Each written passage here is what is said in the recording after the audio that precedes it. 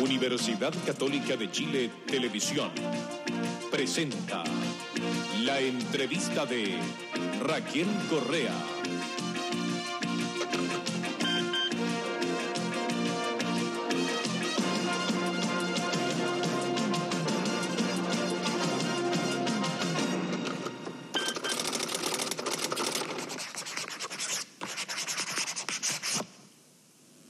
Muy buenas noches. Uno de los fenómenos más interesantes de la política chilena de hoy es la nueva izquierda. Esta generación de políticos que visten elegantemente, usan corbatas italianas, hablan en inglés, tienen doctorado. Unos piensan cuán renovados son en verdad estos socialistas, creen que son un disfraz que tienen nomás. Jorge Arrate, presidente electo del Partido Socialista, a punto de asumir la presidencia de los socialistas chilenos. ¿Son tan renovados? Yo creo que hay un proceso muy importante en el socialismo chileno que lleva ya un tiempo largo y me atrevo a decir que es uno de los fenómenos más interesantes de la política chilena y latinoamericana. Este cambio, porque usted es de los socialistas de antes, usted fue funcionario del gobierno de Salvador Allende. Así es. Economista también, estuvo en Codelco, jefe de Codelco, después estuvo en el exilio. Fue secretario general del Partido Socialista, ahora va a ser presidente del Partido Socialista. Este cambio se le produce en el exilio, se produce por la caída del gobierno de Allende, se produce por los cambios del socialismo en el mundo. Yo creo que el cambio del socialismo chileno tiene dos componentes. Tiene un componente que es la recuperación de ciertos ejes y valores históricos del socialismo chileno. Nosotros en el proceso de renovación hacemos una permanente referencia a los ejes fundacionales del partido, al aporte de Eugenio González y al programa 1947, a los aportes que hizo Allende en términos de la relación entre democracia y socialismo. Y tiene otro componente que es un componente de incorporación de nuevas experiencias y de nuevos elementos. Allende, hoy, si pudiéramos recortar el tiempo, ¿sería un socialista renovado o un socialista ortodoxo? ¿Qué cree usted? Yo, la verdad, Raquel, es que siempre me he negado a responder la pregunta porque me parece que habría una forma de abuso, de interpretar a una persona que no puede expresarse por sí mismo. Yo tengo una opinión, pero no he querido darla porque creo que sería abusivo. Está en su derecho. Usted es casado con Soledad Larraín, la subdirectora de CENAM, del Servicio Nacional de la Mujer, que es una institución nueva que también ha sido muy polémica, muy discutida. Quiero saber si usted es feminista. ¿O machista? Yo creo que decir que soy feminista generaría en aquellos sectores del movimiento de mujeres que son feministas probablemente una carcajada. Yo soy un varón formado en una cierta generación, tengo 49 años, una vida hecha en ciertos moldes culturales y he desarrollado en los últimos años una sensibilidad muy grande por el tema de la igualdad social de la mujer. Ahora, sería pretencioso que yo dijera que soy feminista, pero creo ser menos machista de lo que mi generación fue y de la forma como fue formada. Y creo que ese es un progreso importante que nos permite hacer una contribución desde nuestra condición de varones a este anhelo de una sociedad más igualitaria en términos de una mayor participación y una mejor relación en términos de sus derechos entre hombres y mujeres. ¿Usted, partidario de la ley de divorcio, propiciaría que el Partido Socialista apoyara una ley de divorcio en Chile? Creo que el tema del divorcio, como otros, es un tema en que hay elementos de carácter moral, hay sensibilidades de carácter religioso, y yo lo primero que tengo que constatar como dirigente del Partido Socialista es que hoy día en el Partido Socialista hay distintas sensibilidades religiosas. Nosotros somos un partido donde hoy día militan muchos cristianos. Entonces, yo creo que el Partido Socialista frente a este tema no debe tener una posición oficial como Partido Socialista. Pero creo interpretar a la mayoría de los socialistas, para no eludir la pregunta y para entregar mi propia opinión, diciendo que creo que en la tradición libertaria del Partido Socialista se funda una idea en principio de favorecer una legislación que permita el divorcio. Me interesa una opinión suya personal. Usted no ha tenido problemas por participar, por contribuir, por votar en la elección presidencial última por Elwin, después de haber sido Elwin uno de los adversarios más enconados que tuvo Allende, del cual usted fue un colaborador? No he tenido problemas. No tuve problemas, ni he tenido problemas. Yo creo que el tema lo hemos enfrentado los socialistas con una transparencia muy grande.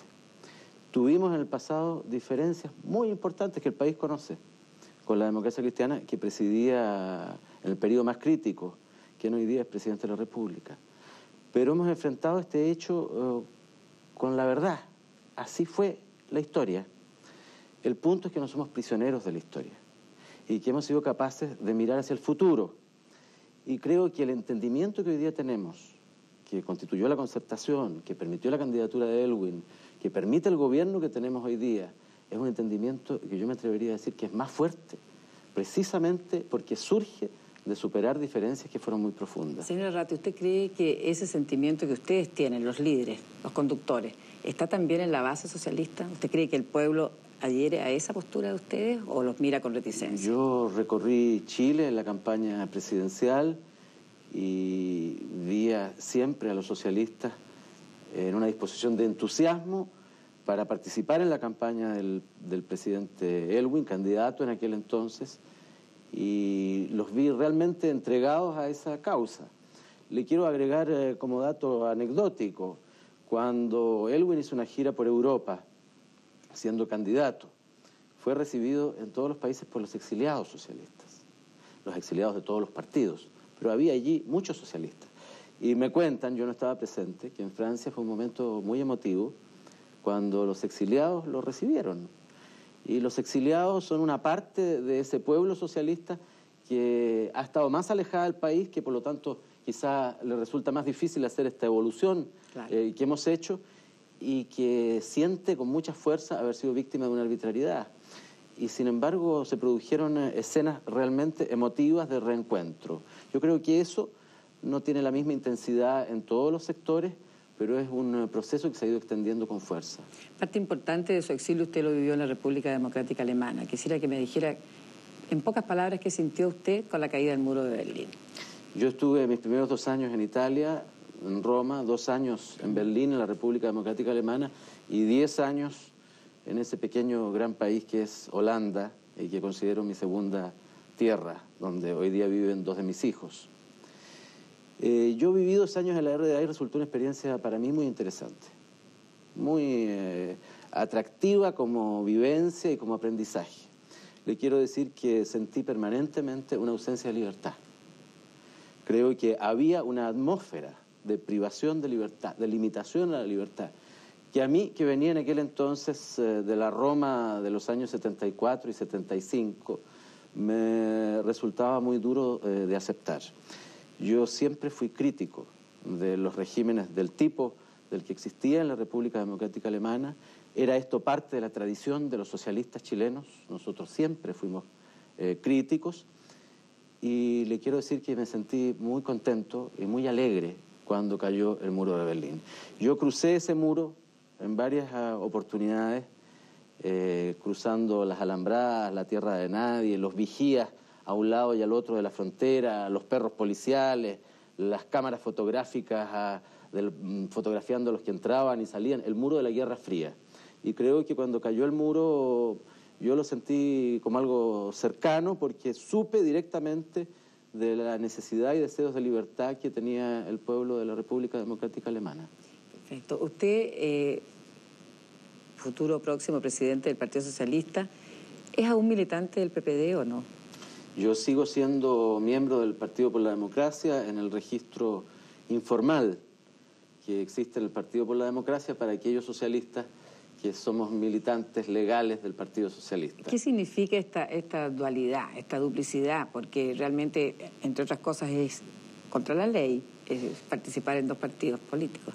Ahora que el Partido Socialista también es un partido legalmente constituido. Es contra la ley, sería contra la ley participar, pretender estar inscrito legalmente en ambos, pero entonces, aquí ¿qué es usted, yo soy socialista militante o del Partido Socialista y voy a seguir siendo militante del Partido Socialista, y mi empeño personal es claramente, tanto por buenas razones como por sentimiento, por afectos y por compromiso moral con la reconstrucción de un gran partido socialista en Chile. Sobre eso yo nunca he tenido dudas. Señora Arrate, considerando que el PPD se formó fundamentalmente con partidarios del socialismo, con socialistas, con ex militantes socialistas, ¿cómo se produce ahora este asunto? ¿Significa que tiene que desaparecer el PPD o usted piensa que puede seguir viviendo como un movimiento paralelo o como un gran paraguas, como alguna vez ha planteado? Mire, este es un hecho singular de la política chilena. Yo debo partir reconociendo esto, y creo que todos los socialistas y todos los miembros del PPD lo reconocemos.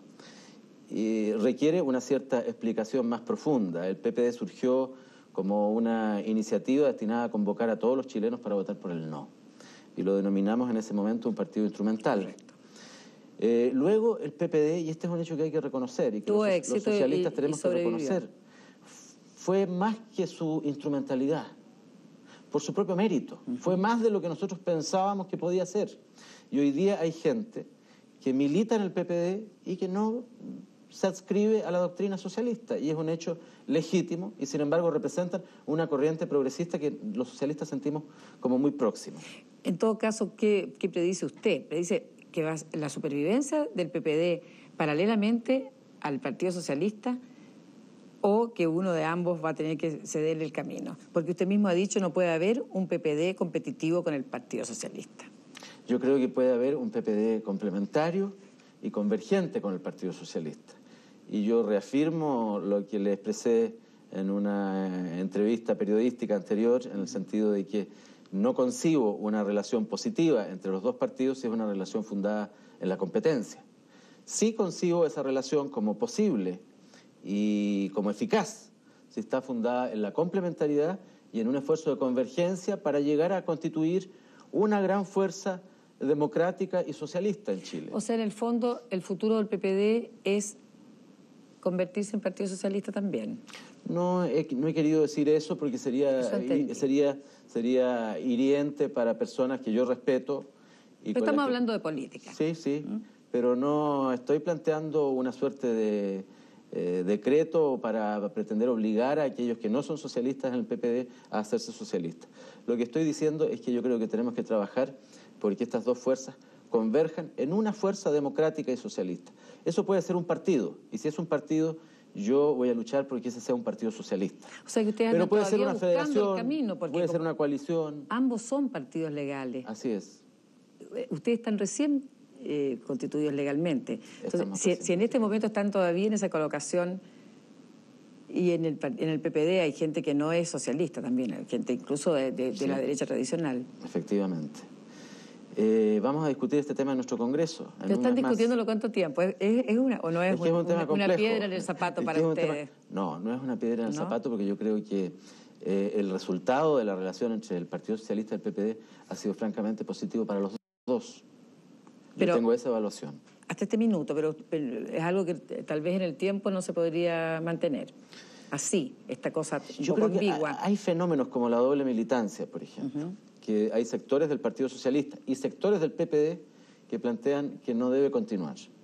Y yo creo que efectivamente es imposible concebir la pertenencia a dos partidos políticos por un periodo de tiempo muy largo. Por cierto. Pero mi anhelo es que podamos resolver este problema sin laceraciones, sin eventos que rompan lo que es una relación positiva y necesariamente positiva que requerimos, yo creo, cada uno, tanto el Partido Socialista como el PPD en el próximo periodo. Usted está dando delante una visión de lo que era el Partido Socialista, hemos hablado también de lo que era o es el PPD, pero muchos piensan que usted tiene el corazón bastante a la izquierda dentro del socialismo y que su objetivo final es reeditar una unidad de la izquierda unida o con cualquier otro nombre. ¿Es efectivo eso? Primero, le quiero decir que si se piensa que yo tengo el corazón a la izquierda, se piensa bien. Yo tengo el corazón a la izquierda. Yo dije muy a la izquierda. Bueno, eso ya es un matiz que sería preciso discutir. Tendría que traer un cardiólogo. Un cardiólogo y un centímetro. Pero yo tengo el corazón a la izquierda. Yo soy un hombre de izquierda, me considero un hombre de izquierda y creo que el Partido Socialista debe aspirar en el próximo periodo a convertirse en Chile en el gran partido de una izquierda responsable y moderna. Eso es lo que el país necesita y eso es lo que le ofrece a los socialistas una gran oportunidad en los próximos años.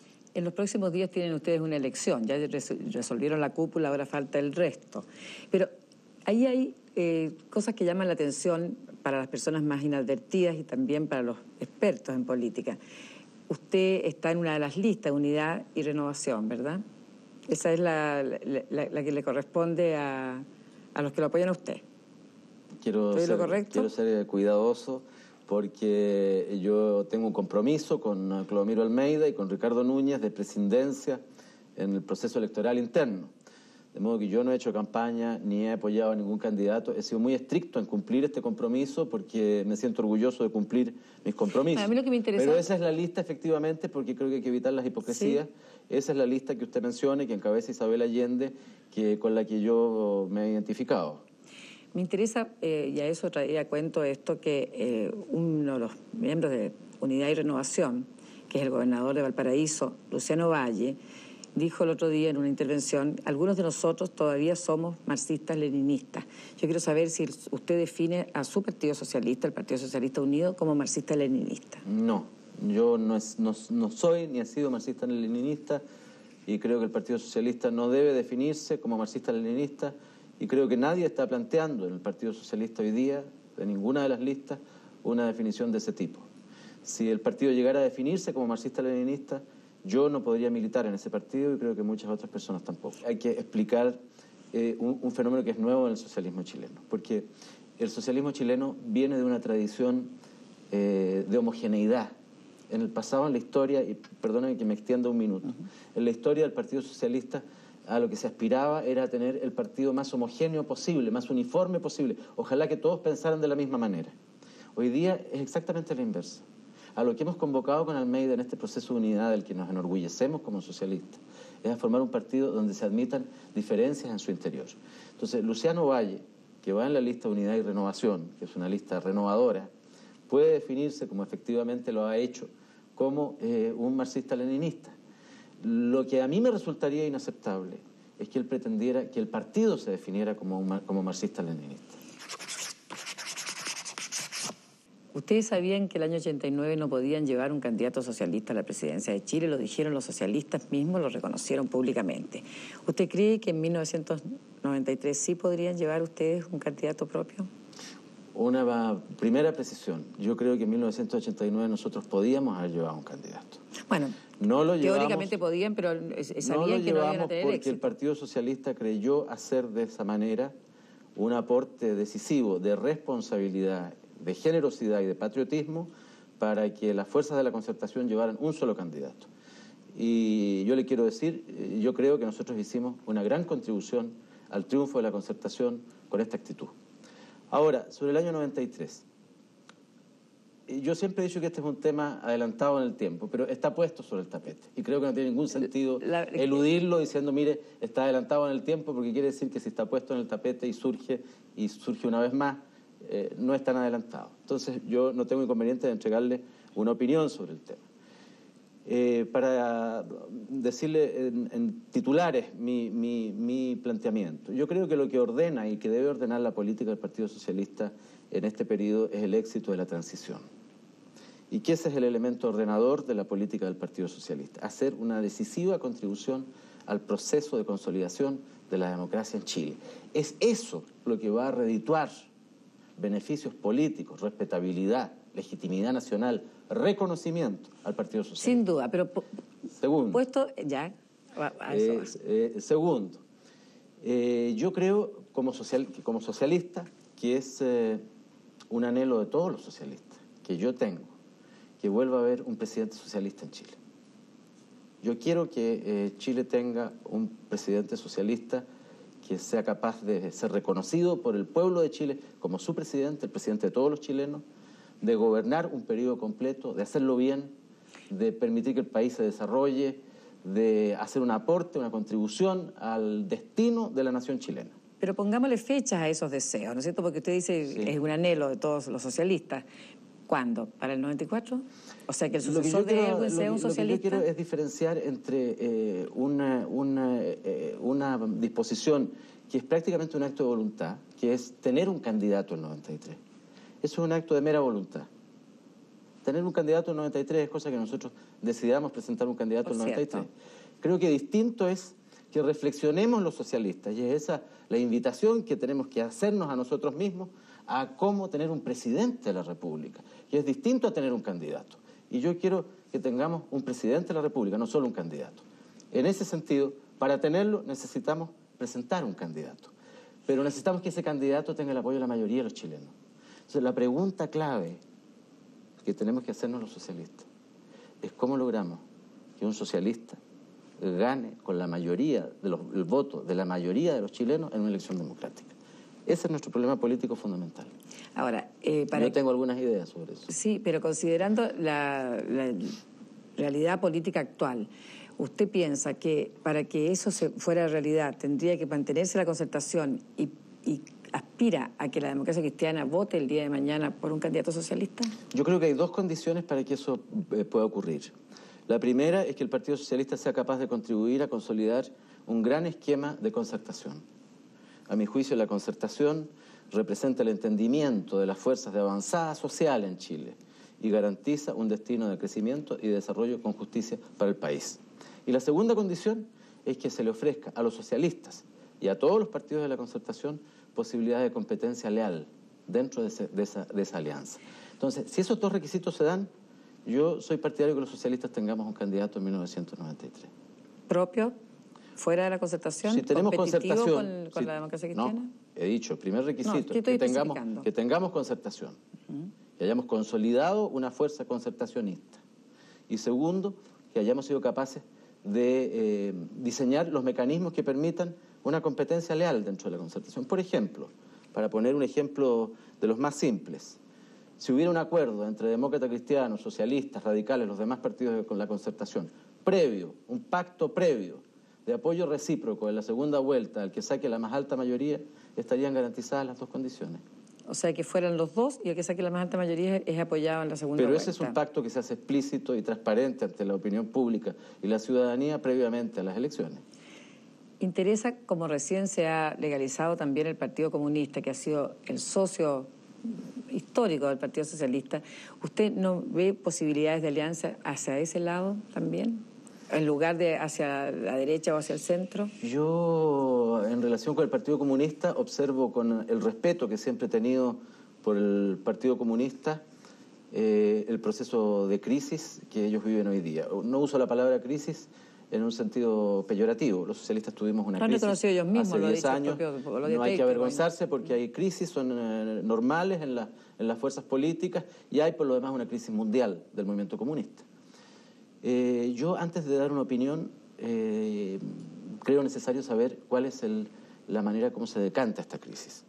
¿Qué tipo de partido es el que va a surgir? ¿Pero cuál sería la condición básica para usted? ¿Qué requisito, qué esperaría usted en que cambiara el Partido Comunista de hoy para que usted dijera sí, es posible aliarse con ellos y volver a formar, a integrarnos con ellos como antes? Me es difícil responder su pregunta porque sería considerada, si yo la respondiera con la precisión que quisiera, y me gusta responder las cosas con precisión, podría ser considerada como una interferencia en el proceso de crisis interno del Partido Comunista, y nada más lejos de mi ánimo, como el máximo dirigente del Partido Socialista, que interferir en ese proceso. Claro, eso es una respuesta hermética. Lo que han dicho muchos, y lo han dicho socialistas públicamente, es que esperan que el Partido Comunista haga su conversión hacia la democracia y deje a un lado absolutamente la vía violenta. ¿No es eso lo que usted ha querido dejar de decir ahora? Yo creo que el Partido Comunista tiene una rica tradición democrática en Chile que viene desde Recabarren, una tradición de lucha popular y democrática de masas, y creo que debe retomar ese camino por el bien de la democracia chilena. Perfecto. Usted ha estado estos días como dirigente socialista participando en conversaciones con partidos de derecha, con la UDI, con Renovación Nacional, respecto a cómo resolver el problema de los presos políticos que está pendiente. Yo quiero hacerle 3 preguntas breves a ese respecto. A su juicio, ¿quedan presos políticos en Chile? Sí. El presidente Elwin, en cambio, dijo cuando fue a Ecuador que en Chile no había presos políticos que estuviesen exclusivamente por razones políticas. Fue en el contexto de una conferencia de prensa en que los periodistas allí presentes le plantearon el tema en una condición en que él tenía que hacer una precisión de este tipo. Pero él también dijo en el discurso en que asumió el mando en el Estadio Nacional que aspiraba a que se terminaran los presos políticos en Chile. ¿Usted es partidario de que salgan todos, absolutamente todos, los presos por razones políticas o indirectamente políticas? Me refiero a los que cometieron asesinatos, a los que mataron al general Carlos Ursúa, a los que mataron a los 5 guardias del general Pinochet en la emboscada del Melocotón. Todos, aún los presos políticos por razones de... Para responderle esa pregunta tengo que decir que creo que hay 2 visiones para examinar el tema de los presos políticos. Una es la visión de considerar a los presos políticos como autores de delitos como los que usted está describiendo y por lo tanto merecedores de las sanciones que establece la ley. La segunda visión es considerar a los presos políticos como víctimas de violaciones a los derechos humanos. Y esa es la visión que yo tengo, que tiene mi partido, que tiene la Concertación, y es la que a mí en lo personal me conmueve. Creo que el conjunto de los presos que allí están son una acumulación de sufrimiento y de dolor arbitrariamente causado. Hay allí mujeres violadas, hay mujeres que han sido vejadas, hay hombres que han sido torturados con electricidad y con diversos medios. Se les ha negado el derecho a la justicia, se les ha negado el derecho a un justo proceso y ellos, en consecuencia, necesitan y deben ser reparados. La reparación es una obligación de la sociedad y yo creo que se les debe reparar por la vía de su libertad. Por la vía de la libertad, provisional, lo ha dicho, pero ¿no piensa usted que el camino justo es el debido proceso y que ellos, si efectivamente han sufrido todos esos maltratos que usted dice y que muchos atestiguan, debieran ser procesados nuevamente y no liberados así sin más? Yo soy contrario a todo tipo de impunidad. Más aún en delitos terroristas cuya filosofía y fundamentos no comparto en absoluto, ni comparte mi partido.